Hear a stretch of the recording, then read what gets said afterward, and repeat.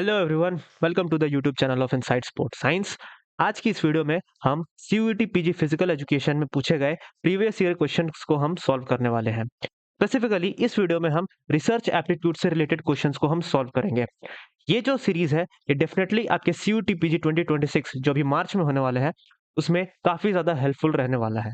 Correct. So start करते हैं हम इस सीरीज को। So hello everyone, I am your educator, you are watching inside sport science. So let's begin. Okay, हम question solve करें उससे पहले हम बेसिक कॉन्सेप्ट्स को हम समझ लेते हैं, उसके बाद क्वेश्चन सॉल्व करना हमारे लिए बहुत ही ज्यादा इजी हो जाएगा। ओके, सबसे पहले हम समझते हैं what is research. Research is a systematic scientific process जिससे हम किसी भी प्रॉब्लम को सॉल्व करते हैं, या फिर हम कोई नॉलेज को डिस्कवर करते हैं, या फिर कोई प्री एग्जिस्टिंग जो नॉलेज है हम उसको वेरीफाई करते हैं। क्या होता है research? Research is a systematic scientific and objective process of collecting, analysing and interpreting data, जिससे हम discover new facts, verify existing knowledge और सॉल्व करते हैं हम प्रॉब्लम्स को। करेक्ट। ओके, आई होप यहाँ पे आपको समझ में आया होगा रिसर्च होता क्या है। रिसर्च से हम डेटा को इंटरप्रेट करते हैं, नए फैक्ट्स को डिस्कवर करते हैं, जो पहले से जो फैक्ट्स एग्जिस्ट कर रहे हैं हम उनको वेरीफाई करते हैं और हम प्रॉब्लम्स को सॉल्व करते हैं। ये होता है हमारा रिसर्च। करेक्ट। एग्जाम्पल के तौर पे मैं आपको बता दूं, जैसे कि हमारा जो पहला जो हमारा बिलीफ था वो ये था कि सन अर्थ के अराउंड रिवॉल्व करता है। ये हमारा पहले का रिसर्च था। देन गैलीलियो आए और उन्होंने ये जाना कि सन अर्थ के अराउंड रिवॉल्व नहीं करता, अर्थ सन के अराउंड रिवॉल्व करती है। तो उन्होंने क्या किया, जो प्री एग्जिस्टिंग जो नॉलेज है, प्री एग्जिस्टिंग जो डाटा है उसको उन्होंने करेक्ट किया। करेक्ट। कई सारे प्रॉब्लम्स है जो अभी हमारे सोसाइटी में चल रहे हैं, जो अभी हमारे एजुकेशन सिस्टम में चल रहे हैं, उसको भी हम सॉल्व करते हैं रिसर्च के through. So this is what the research is. Correct. अभी हमको ये जानना है कि रिसर्च जब हम करते हैं तो उसमें कौन कौन से स्टेप्स इन्वॉल्व होते हैं। ओके, ये हम अभी देखते हैं। Steps in research process. हमारे रिसर्च प्रोसेस में टोटल 7 स्टेप्स होते हैं। कई की जगह 7 से 10 स्टेप्स भी दिए होते हैं, लेकिन जो 7 स्टेप्स है ये मेजर स्टेप्स है। करेक्ट। इसमें से आप किसी को भी एलिमिनेट नहीं कर सकते। राइट। ओके, जो हमारा पहला स्टेप है वो है डिफाइन द रिसर्च प्रॉब्लम। आपको पहले ये जानना होगा कि आपका प्रॉब्लम क्या है। राइट। जैसे कि मेरा एक प्रॉब्लम है कि मैं ये चाहता हूं कि जो ऑल्टीट्यूड में जो लोग रहते हैं, मुझे ऐसा लगता है कि उनकी जो मसल्स हैं वो बाकी लोगों से डिफरेंट होती है, जो लोग प्लेट्यू में रहते हैं। तो this is what my research problem is. आपको पहले ये जानना होगा कि आप जानना क्या चाहते हैं या आप रिसर्च किस में करना चाहते हैं। That is your research problem, जो हमारा पहला स्टेप है। करेक्ट। उसके बाद जो सेकंड स्टेप है that is review of literature. आपको लिटरेचर को रिव्यू करना होगा। जैसे कि शायद आपको ऐसा लग रहा है कि जो प्रॉब्लम आपको है वो प्रॉब्लम सिर्फ आपको ही है। आपको ऐसा लग रहा है कि शायद इसके ऊपर रिसर्च नहीं हुई है, लेकिन जब आप लिटरेचर को रिव्यू करते हैं उस प्रॉब्लम से रिलेटेड, तो शायद आपको ये पता चल जाए कि उसके ऊपर पहले भी कई सारे रिसर्च की जा चुकी है। तो ये जो रिसर्च है ये आपको आपके रिसर्च में काफी ज्यादा हेल्पफुल रहेगी। Correct. This is what the review of literature is. और आपको ये समझ में आ सकता है कि शायद जो पुरानी जो रिसर्च है वो शायद गलत हो, या वो अभी के टाइम पे एप्लीकेबल ना हो। So the literature review helps you in your research process. So this is the second step. Then comes the third step, that is formulate the hypothesis. Now the thing is you need to understand what is your hypothesis.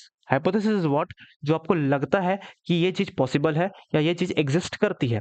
जैसे कि मैं एक research कर रहा हूँ और मुझे ऐसा लगता है कि जो लोग ऑल्टीट्यूड में रहते हैं, लाइक जो हिमाचल में रहते हैं या फिर जो जम्मू कश्मीर में जो लोग रहते हैं, उनके अंदर टाइप 1 मसल फाइबर ये ज्यादा होती है। करेक्ट।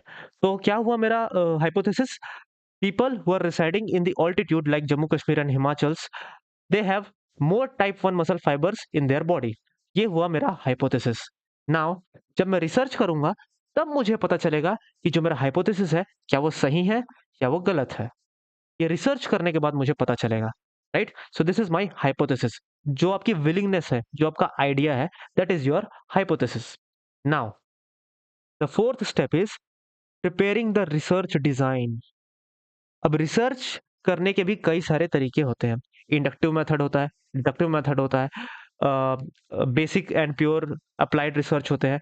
कई सारे मेथड्स होते हैं रिसर्च करने के, जो हम आगे पढ़ने वाले हैं, और उससे रिलेटेड काफ़ी सारे सीयूईटी में क्वेश्चंस आए हुए हैं, करेक्ट? तो आपको ये डिसाइड करना होगा कि आप किस मेथड से रिसर्च करने वाले हैं या किस डिज़ाइन से आप रिसर्च करने वाले हैं। That is your 4th step. Then collection of data, this is your 5th step. क्या होता है हम डेटा कलेक्शन में? सबसे पहले हम ये देखते हैं, सबसे पहले हम बनाते हैं सैंपल्स। अब ये सैंपल्स क्या होते हैं? अब ज़ाहिर-सी बात है, मुझे स्टडी करनी है उन लोगों के ऊपर जो ऑल्टीट्यूड में रहते हैं, उनके मसल फाइबर के बारे में स्टडी करनी है। तो ज़ाहिर-सी बात है, मुझे उनकी मसल बायोप्सी करनी होगी, तो मुझे ऑल्टीट्यूड के कुछ लोग चाहिए, जो ऑल्टीट्यूड में रहते हैं, जैसे कि जम्मू कश्मीर में रहते हैं या जो लोग हिमाचल में रहते हैं। मुझे ऐसे कुछ लोग चाहिए एज़ अ सैंपल, जिनको मैं टेस्ट करूँगा। राइट? और ये टेस्ट करने के भी कई सारे तरीके होते हैं। आप उनकी मसल बायोप्सी भी करा सकते हैं, या आप उनसे स्पेसिफिक एक्सरसाइज करा सकते हैं, जिससे आप ये डिटरमाइन कर पाएँ कि उनके पास टाइप 1 मसल फाइबर है या टाइप 2 मसल फाइबर है। करेक्ट? जब आप डेटा कलेक्ट कर लेंगे, तो डेटा कलेक्ट करने के बाद आपको उस डेटा को एनालिसिस करना होगा।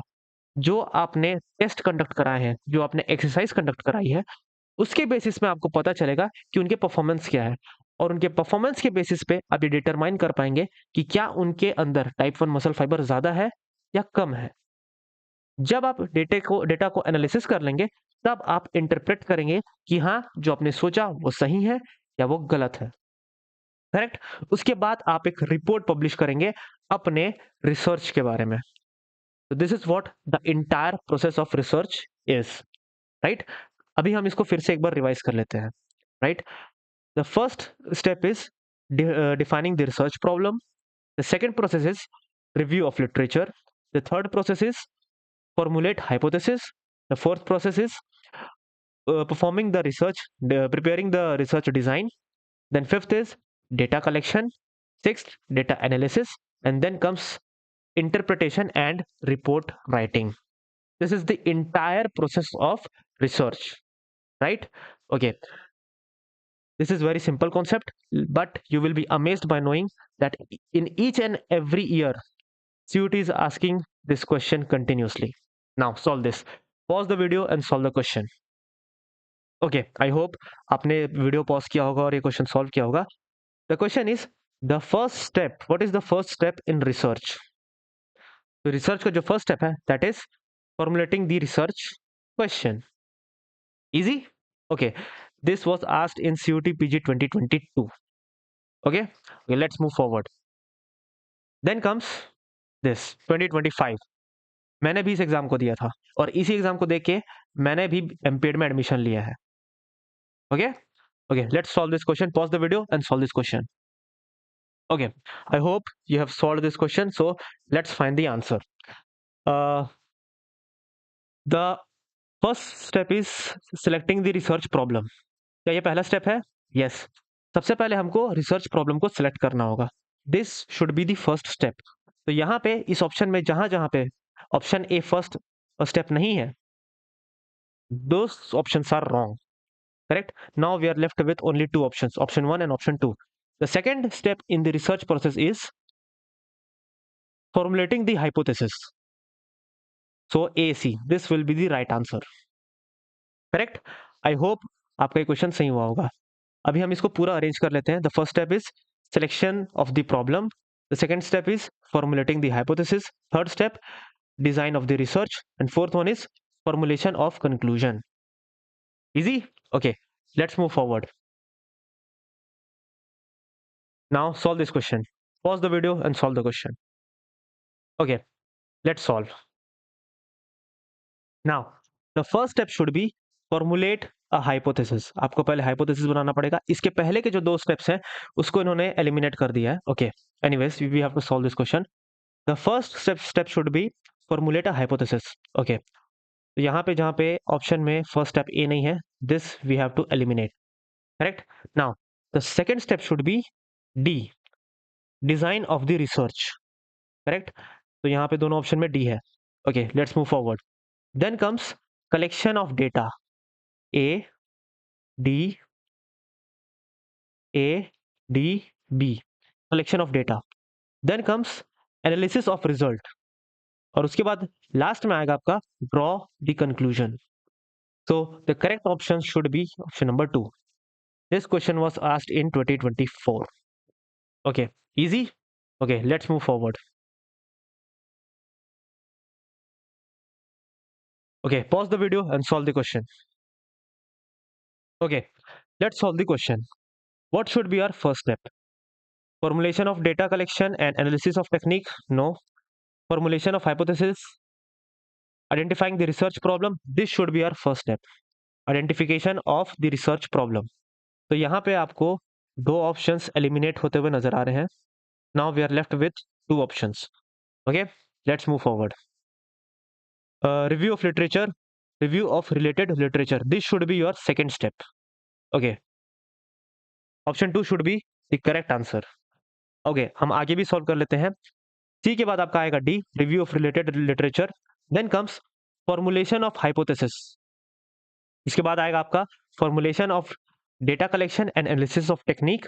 And the last one is formulation of recommendation and suggestion. Easy. तो आपको यहाँ पे नजर आया होगा कि this concepts on questions on these concepts were asked in 2024, 2022, 2024, 2025 and again 2022. Easy. Okay, let's move forward. अभी हमको ये जानना है कि हम रिसर्च प्रॉब्लम को हम डिफाइन कैसे करते हैं, हम रिसर्च प्रॉब्लम को सेलेक्ट कैसे करते हैं. Right. Okay, the term problem means a question और इशू टू बी एग्जामिन्ड, जिसको हमको एग्जामिन करना होता है. Research problem refers to some difficulty need which is a researcher experiences in context of either theoretical practical situation and wants to obtain a solution of the same. क्या मतलब निकलता है? अगर आपके पास कोई प्रॉब्लम है और उस प्रॉब्लम का अगर आप सॉल्यूशन चाहते हैं, that is what research problem is. Right. Okay, अभी हम देखते हैं criteria of selecting the research problem. हम इस क्राइटेरिया से एक रिसर्च प्रॉब्लम को सेलेक्ट करते हैं. The first one is researchers interest. Let suppose मेरे को रिसर्च करना है और मेरा इंटरेस्ट है एक्सरसाइज फिजियोलॉजी में. Exercise physiology. अब क्योंकि मुझे एक्सरसाइज फिजियोलॉजी में इंटरेस्ट है, विच मीन्स मुझे जो नॉलेज है वो भी एक्सरसाइज फिजियोलॉजी में सबसे ज्यादा होगा. राइट. तो डेफिनेटली मुझे रिसर्च भी एक्सरसाइज फिजियोलॉजी में ही करना चाहिए, ना कि स्पोर्ट्स साइकोलॉजी में. क्यों? क्योंकि उसमें मेरा इंटरेस्ट है नहीं, और जाहिर सी बात है अगर मुझे उसमें इंटरेस्ट नहीं है तो मुझे उसमें नॉलेज भी नहीं होगा. करेक्ट. तो आपको रिसर्च उसी टॉपिक में करना चाहिए जिसमें आपको इंटरेस्ट है. The next one is researchers competence. Competence means आप कितने सक्षम हैं उस रिसर्च को परफॉर्म करने में. अगर आपको लगता है कि वो रिसर्च उतनी डिफिकल्ट नहीं है, आप उससे कोप कर सकते हैं, तभी आपको उस रिसर्च को परफॉर्म करना चाहिए.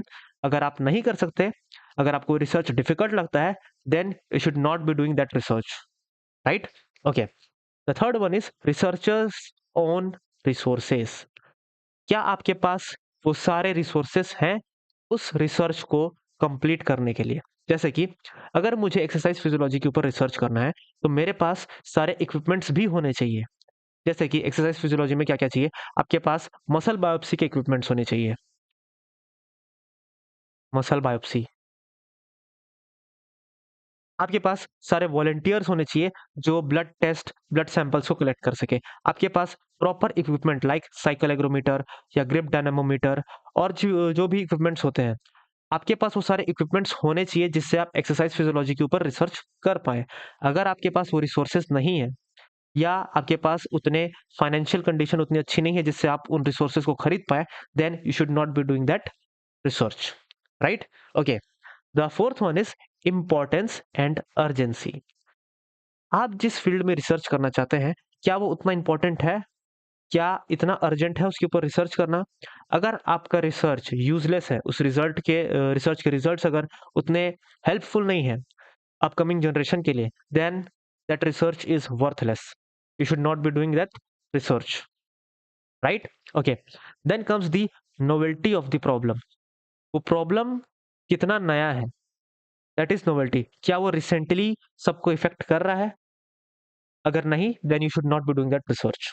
Then comes feasibility. फिजिबिलिटी का मतलब ये होता है कि कितना फिजिबल है, विच मीन्स कितना ईजी है या कितना डिफिकल्ट है उस रिसर्च को परफॉर्म करना, राइट? अगर कोई रिसर्च ऐसा है जो जिसको परफॉर्म करना बहुत ही ज़्यादा डिफिकल्ट है, देन आपको उसका कोई ऑल्टरनेटिव खोजना चाहिए। या तो आपको कोई दूसरा रिसर्च करना चाहिए या फिर कोई दूसरा मेथड चूज़ करना चाहिए, ताकि आप उसको आसानी से रिसर्च को कंप्लीट कर पाएँ। So this are some of the criteria of selecting a research problem. और इसके ऊपर भी सीयूईटी पीजी में क्वेश्चन आया हुआ है। Let's solve this. This is the question of CUET PG 2024, right? पूछ रहा है हमसे, which is not a criteria in selecting a problem in research, right? Now, criteria नहीं है। Interest is a criteria, हमने अभी पढ़ा। Feasibility is also a criteria, हमने अभी पढ़ा। Tools and techniques, that is also a criteria, we just recently studied. Now the thing is prejudices, this is not a criteria. What is prejudices? आपने पहले ही अपने कुछ ओपिनियंस सेट कर लिए हैं। लाइक जैसे मेरा एक ओपिनियन है कि volleyers are not good at running. ये मेरा पहले से प्रेजुडिसेस है, पहला प्री प्लान्ड ओपिनियन है, और इसके बेसिस पे आपको रिसर्च नहीं करना चाहिए। So the correct option should be option number 3। तो मैं इन सबको इरेज करके let me mark tick over here. The correct option should be prejudices, option number 3, right? Easy. Okay, let's move forward. अब हम सब पढ़ते हैं टाइप्स ऑफ रिसर्च या टाइप्स ऑफ रिसर्च मेथड्स। इसके कई सारे टाइप्स हैं और यहां से भी कॉन्स्टेंटली सीयूटी पीजी क्वेश्चंस पूछ रहा है, राइट? ओके, अभी हम इसको समझने की कोशिश करते हैं। सबसे पहले हम रिसर्च को पर्पस के बेसिस पे क्लासिफाई करते हैं, based on purpose. The first one is basic research. Basic research को हम प्योर रिसर्च या हम फंडामेंटल रिसर्च भी बोलते हैं,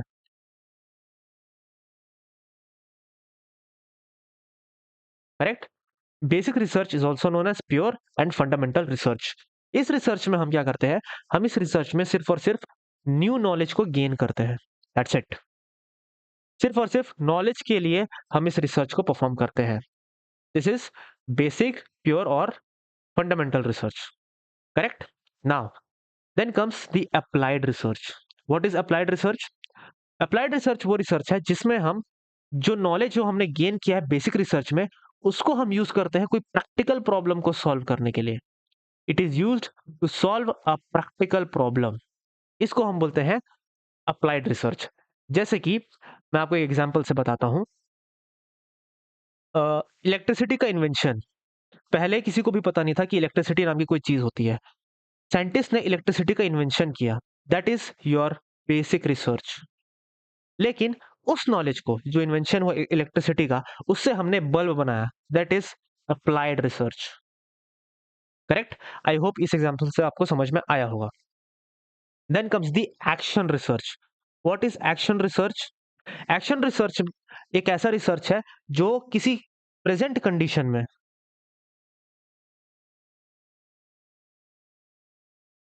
प्रेजेंट कंडीशन में अगर कोई प्रॉब्लम चल रही है, उसको सॉल्व करने के लिए हम एक्शन रिसर्च परफॉर्म करते हैं टू इम्प्रूव करंट प्रैक्टिस। और इसको यूजुअली कोचेस और टीचर्स के द्वारा यूज किया जाता है। जैसे कि कोई टीचर है, वो किसी क्लास में गया और क्लास में बहुत ही ज्यादा हल्ला हो रहा है, तो उस टाइम टीचर जो एक्शन लेता है वो आता है आपका एक्शन रिसर्च के अंदर। या फिर किसी स्कूल की बास्केटबॉल टीम है, वो परफॉर्म करने जा रही है कहीं पे, किसी टूर्नामेंट पे, तो उस सिचुएशन में उस टीम का कोच जो डिसीजन लेता है अपने रिसर्च के अकॉर्डिंग, उसको हम बोलेंगे action research, correct? I hope आपको ये तीनों रिसर्च समझ में आए होंगे।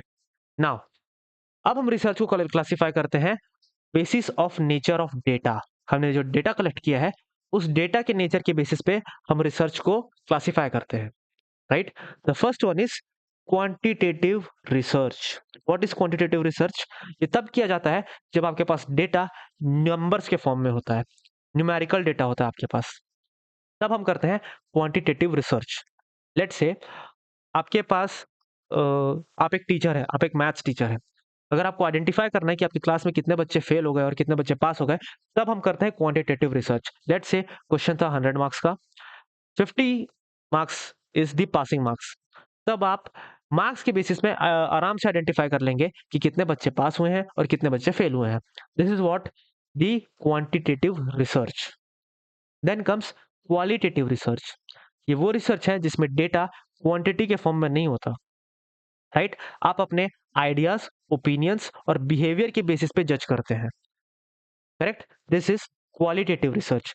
दैट जो स्पोर्ट्समैन है, क्या वो अग्रेसिव होते हैं?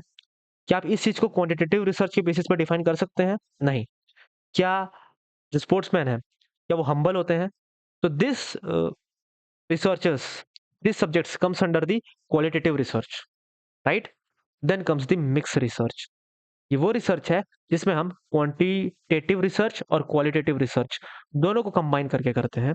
This is combination of both. This is called the mixed research, और मोस्ट ऑफ द टाइम ये मिक्स्ड रिसर्च ही हम यूज करते हैं, राइट? आई होप आपको ये समझ में आया होगा। Let's move forward. Now we have to classify the research on the basis of methods.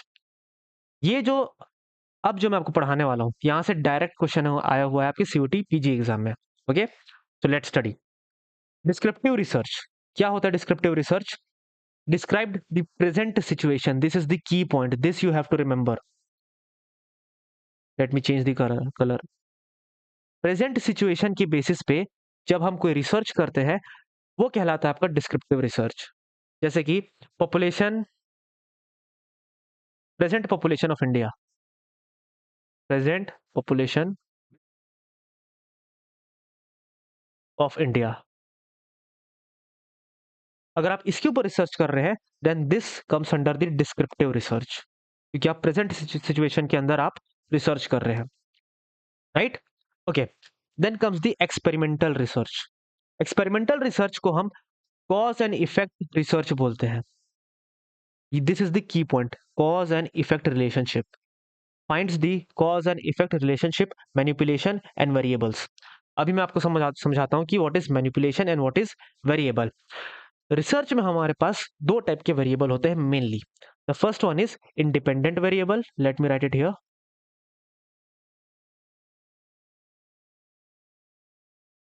Independent variable, इसको हम आईवी लिखते हैं। And then comes the dependent variable,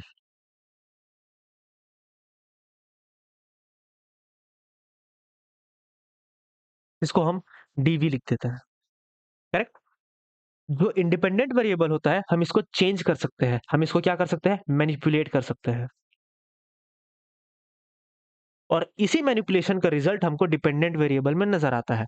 ये आपको एक एग्जांपल से समझ में आ जाएगा। जैसे कि एग्जांपल है x sugar consumption, sugar consumption. अगर आप एक्सेसिव शुगर कंजम्पशन करते हैं, तो इससे क्या होता है? आपका वेट गेन होता है, वेट गेन। तो यहां पे आपका वेट गेन हुआ dependent variable, and sugar consumption आपका हुआ इंडिपेंडेंट वेरिएबल। आप जितना ज्यादा शुगर कंज्यूम करेंगे, उतना ज्यादा आपको वेट गेन देखने को मिलेगा। अगर आप शुगर कंजम्पशन कम करेंगे, तो आपको वेट गेन भी कम देखने को मिलेगा, और अगर आप शुगर कंजम्पशन नहीं करेंगे, तो आपको वेट गेन भी नहीं देखने को मिलेगा। This is what the dependent and independent variable. क्या डिपेंडेंट वेरिएबल अपने आप चेंज होता है? नहीं, वो इंडिपेंडेंट वेरिएबल की बेसिस पे चेंज होता है। हम मैनिपुलेट करते हैं इंडिपेंडेंट वेरिएबल को, जैसे हम शुगर का इंटेक कम करते हैं, या हम शुगर का इंटेक को हम बढ़ा देते हैं। इसका रिजल्ट हमको वेट में देखने को मिलता है, correct? This is what the independent variable and the dependent variable, right? ऐसा रिसर्च जिसमें हम कॉज एंड इफेक्ट रिलेशनशिप को हम देखते हैं, उसको हम बोलते हैं एक्सपेरिमेंटल रिसर्च। एक्सपेरिमेंटल रिसर्च में हम यही देखते हैं, the effect of independent variable on the dependent variable. इसलिए हम एक्सपेरिमेंटल रिसर्च में कॉज एंड इफेक्ट रिलेशनशिप देखते हैं, right? This is the key point, experimental research, cause and effect relationship. ये आपको आगे आने वाले स्लाइड्स में जो मैंने क्वेश्चंस पुट अप किए हैं, उसमें आपको देखने को मिलेगा, right? Okay, let's move forward. Then comes our historical research. क्या होता है हिस्टोरिकल रिसर्च? जिसमें हम पास्ट के बारे में स्टडी करते हैं, that is historical research. Very simple. Then comes the case study research. क्या होता है इसमें? In-depth study of one case or a person. This is the key point. Note it down. In-depth study. अगर आप किसी person या किसी case के बारे में डीप में स्टडी करते हैं, उसको हम बोलते हैं case study research, right? Okay, let's move forward. अब हम देखते हैं डिजाइन के बेसिस पे रिसर्च को, right?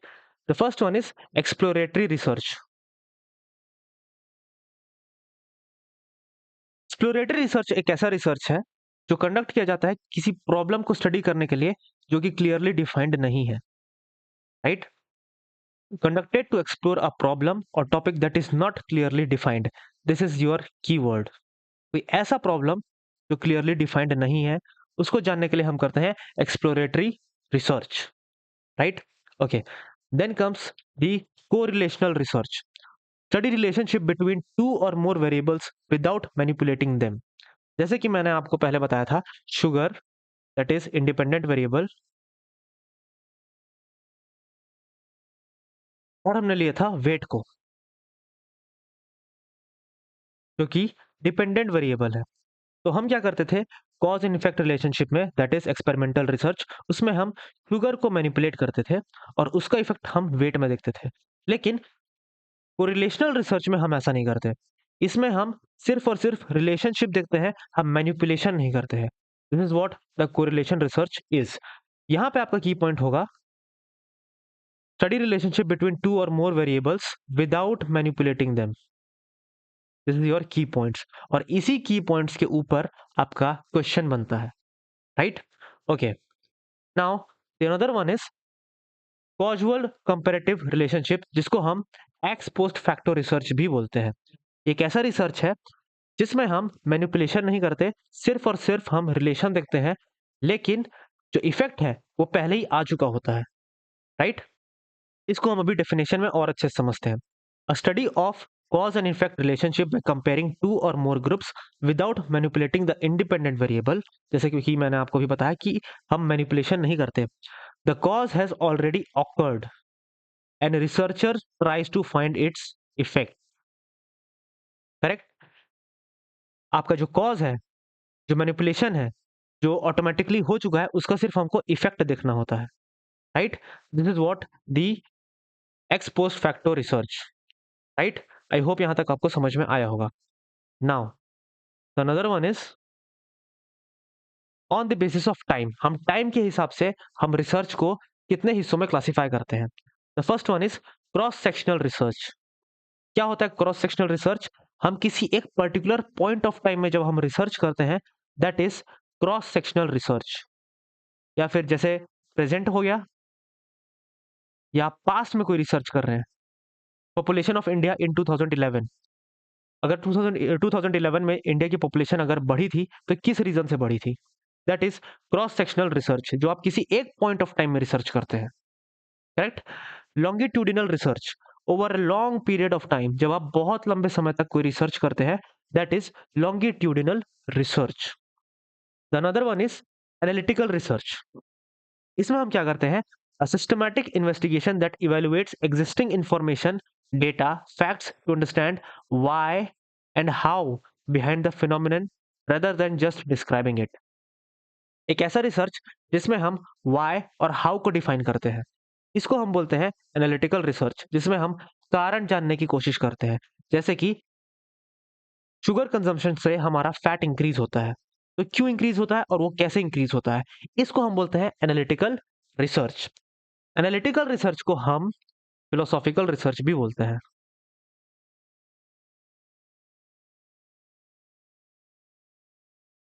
Philosophical research,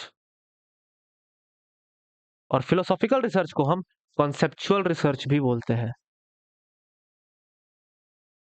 conceptual research, please note it down, क्योंकि इनके जो अनदर वर्ड्स होते हैं वो भी पूछे जाते हैं एग्जाम्स में, राइट? दो रिसर्च ऐसे हैं जिसको मैं यहाँ पे मेंशन नहीं किया हूँ, so let me mention it here. Okay, I am erasing it, so please note it down. Okay, ये जो दो रिसर्च है जो मैं अभी डिफाइन करने वाला हूँ, this are most important research. The first one is inductive research. Inductive research,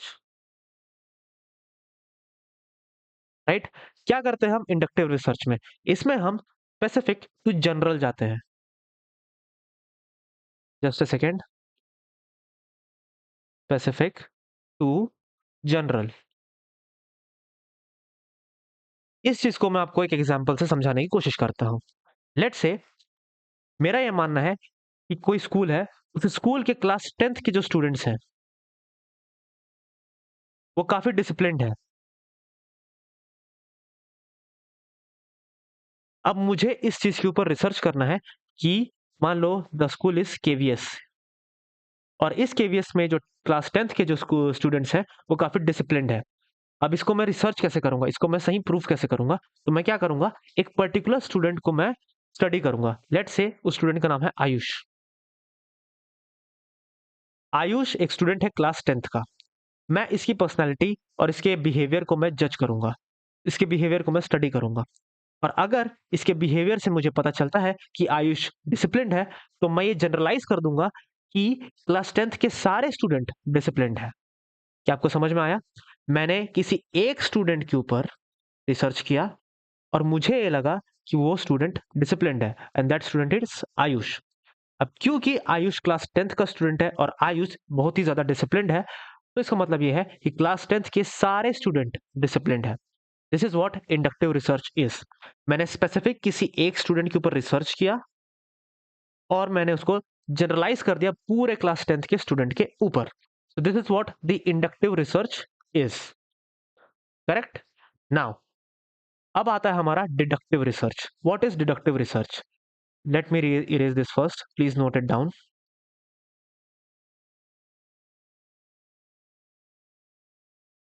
Just a second.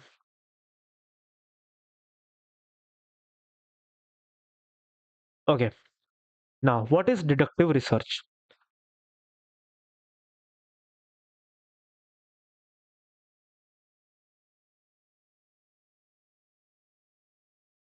मेरा यह मानना है कि each and every student of class 10th is very disciplined. Correct. Class 10th में मान लो 40 स्टूडेंट्स हैं, और मेरा यह मानना है कि ये 40 के 40 स्टूडेंट्स काफी डिसिप्लिन्ड है, और इन 40 स्टूडेंट्स में से एक आयुष भी है। राइट। अब मैं क्या करूंगा, एक एक्सपेरिमेंट परफॉर्म करूंगा सारे 40 स्टूडेंट्स के ऊपर। वो कोई एक गेम हो सकता है, वो एक क्विज कंपटीशन हो सकता है, या वो कोई क्वेश्चनर के फॉर्म में एक फॉर्मेट हो सकता है जो मैं सारे के सारे क्लास 10th के स्टूडेंट को प्रोवाइड करूंगा, और वो सारे उसको क्वेश्चनर को फिल करेंगे, या मैं कोई गेम खिलवाऊंगा। इस टेस्ट के बेसिस पे मैं ये डिटरमाइन करूंगा कि क्या ये बच्चे डिसिप्लिन्ड है या नहीं। अगर मेरे टेस्ट के अकॉर्डिंग सारे 40 के 40 स्टूडेंट्स अगर डिसिप्लिन्ड हैं, तो मैं एक कंक्लूजन निकालूंगा, क्योंकि सारे के सारे बच्चे डिसिप्लिन्ड है और आयुष उनमें से एक स्टूडेंट है, तो इसका मतलब ये है कि आयुष भी बहुत ही ज्यादा डिसिप्लिन्ड होगा। This is what the deductive research is. इसमें हम जनरल टू स्पेसिफिक जाते हैं। करेक्ट। आई होप आपको ये समझ में आया होगा। जनरल कैसे हुआ? ये 40 स्टूडेंट्स हैं, मैंने पूरे 40 स्टूडेंट्स के ऊपर मैंने एक्सपेरिमेंट परफॉर्म किया, और इसका रिजल्ट मैंने जनरलाइज कर दिया अपने आयुष के ऊपर। क्योंकि 40 के 40 स्टूडेंट्स डिसिप्लिन्ड है और आयुष भी उन 40 स्टूडेंट्स में से एक है, इसलिए आयुष भी बहुत ज्यादा डिसिप्लिन्ड होगा। This is what deductive research is, जिसको हम जनरल टू स्पेसिफिक भी बोलते हैं। राइट। आई होप आपको ये कॉन्सेप्ट समझ में आया होगा। यहाँ हमारे सारे टाइप्स कंप्लीट होते हैं, और अब बारी आती है हमारे पीवाईक्यूज की। Now let's solve this. Research undertaken for the sake of knowledge is called. जो सिर्फ और सिर्फ नॉलेज के पर्पज से जो रिसर्च किया जाता है उसे हम क्या कहते हैं? That is basic research. मैंने आपको पढ़ा दिया है। What is action research? हम बाकी ऑप्शंस को भी स्टडी कर लेते हैं। What is action research? जब हम किसी सिचुएशन में, प्रेजेंट सिचुएशन में अगर कोई प्रॉब्लम है, उस प्रॉब्लम को सॉल्व करने के लिए हम जो रिसर्च करते हैं, that is action research. Right. What is applied research? Applied research वो होता है जब हम बेसिक रिसर्च में हमने जो नॉलेज गेन किया है, उस नॉलेज को हम जब किसी सिचुएशन या किसी प्रॉब्लम को सॉल्व करने के लिए जब हम यूज करते हैं, that is applied research, right. Then comes survey research. तो आपको ये जानने की जरूरत है, सर्वे रिसर्च को हम डिस्क्रिप्टिव रिसर्च भी बोलते हैं। डिस्क्रिप्टिव रिसर्च का दूसरा नाम है सर्वे रिसर्च। Descriptive research, correct. और डिस्क्रिप्टिव रिसर्च क्या होता है? जब कोई प्रेजेंट सिचुएशन में जब हम रिसर्च करते हैं, किसी प्रेजेंट सिचुएशन के ऊपर, किसी प्रेजेंट प्रॉब्लम के ऊपर जब हम रिसर्च करते हैं, that is your descriptive research. Clear?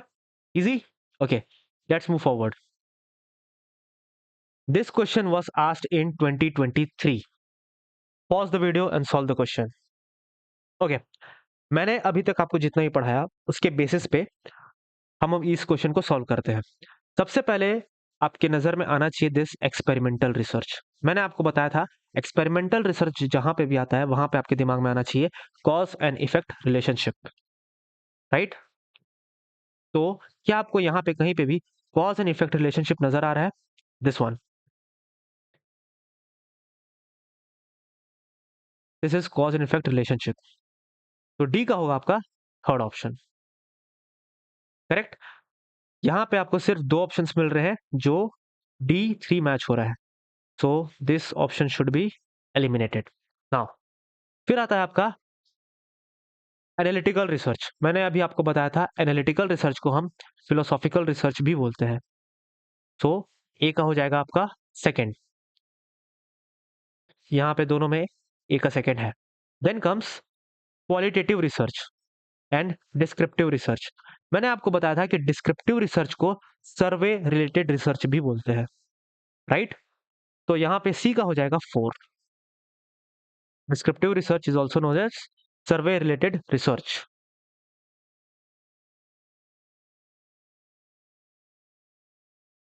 right?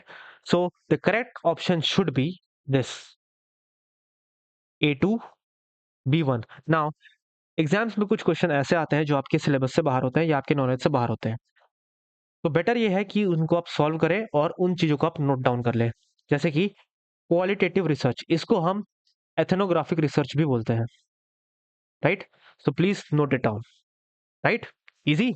Okay, let's move forward. This question was asked in 2024। Pause the video and solve the question. Okay, I hope आपने क्वेश्चन सॉल्व कर लिया है। यहाँ पे फिर से लिखा हुआ है experimental research. The key point for the experimental research is cause and effect relationship, right. So you have to find that key point first. Study relationship between variable, investigate cause and effect relationship. A का हो जाएगा 2। Now eliminate the first and second option. Case study research का मैंने आपको key point बताया था, examine behaviour in depth. In depth study हम करते हैं, in depth is the key point of case study research. So B का हो जाएगा 4। ऐसा कौन सा ऑप्शन है जिसमें A2 और B4 दिख रहा है आपको? A2 B4, option number 4, correct. सिर्फ कुछ ऑप्शंस को ही अगर आप एलिमिनेट कर लेते हैं then you will be able to solve the question. Now longitudinal research, मैंने ये भी आपको पढ़ाया था, what is longitudinal research? Collect data from same subject repeatedly over an extended period of time, for a long period of time. मैंने अभी आपको बताया था what is longitudinal research. C का हो जाएगा 3 एंड डी का हो जाएगा 1। को relational research, studies relationship between variable. इसमें एक और चीज मिसिंग है, दैट इज नो मैनिपुलेशन।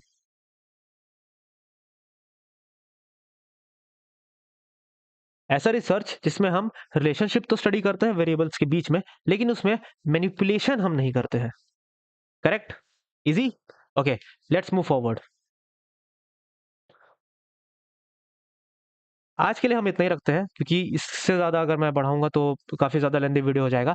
इसके नेक्स्ट लेक्चर में हम इसके बाकी के क्वेश्चंस को हम अटेम्प्ट करेंगे और बाकी कॉन्सेप्ट्स को सीखने की कोशिश करेंगे। So this is all for today's video. Please like, share, comment and subscribe if you find this video useful. See you in the next video.